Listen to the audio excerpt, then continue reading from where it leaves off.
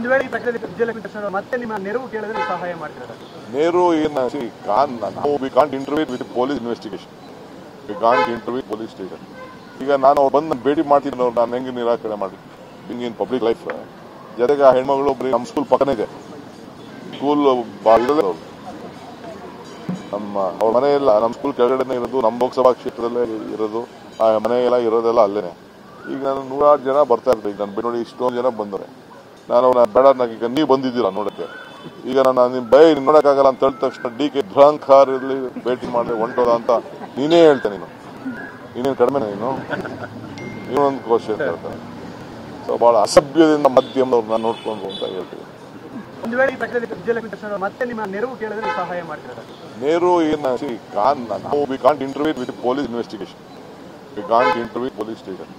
ಈಗ ನಾನು ಬಂದು ಭೇಟಿ ಮಾಡ್ತೀನಿ, ನಾನು ಹೆಂಗೆ ನಿರಾಕರಣೆ ಮಾಡಿ ಹಿಂಗೆ ಇನ್ ಪಬ್ಲಿಕ್ ಲೈಫ್. ಜೊತೆಗೆ ಆ ಹೆಣ್ಮಗಳು ನಮ್ಮ ಸ್ಕೂಲ್ ಪಕ್ಕನೇ ಇದೆ.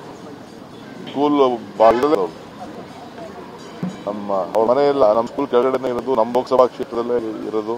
ಆ ಮನೆಯೆಲ್ಲ ಇರೋದೆಲ್ಲ ಅಲ್ಲೇನೆ. ಈಗ ನಾನು 106 ಜನ ಬರ್ತಾ ಇರ್ತೀನಿ. ಈಗ ನಾನು ನೋಡಿ ಇಷ್ಟೊಂದು ಜನ ಬಂದರೆ ನಾನು ಬೇಡ, ಈಗ ನೀವು ಬಂದಿದ್ದೀರಾ ನೋಡೋಕ್ಕೆ. ಈಗ ನಾನು ನಿಮ್ಮ ನೋಡೋಕ್ಕಾಗಲ್ಲ ಅಂತ ಹೇಳಿದ ತಕ್ಷಣ DK ಧುರಂಕಾರಲ್ಲಿ ಭೇಟಿ ಮಾಡಿದೆ ಹೊಂಟೋದ ಅಂತ ನೀನೇ ಹೇಳ್ತೇನೆ.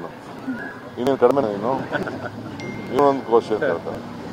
ಸೊ ಭಾಳ ಅಸಭ್ಯದಿಂದ ಮಾಧ್ಯಮದವ್ರು ನಾನು ನೋಡ್ಕೊಂಡು ಅಂತ ಹೇಳ್ತೀನಿ.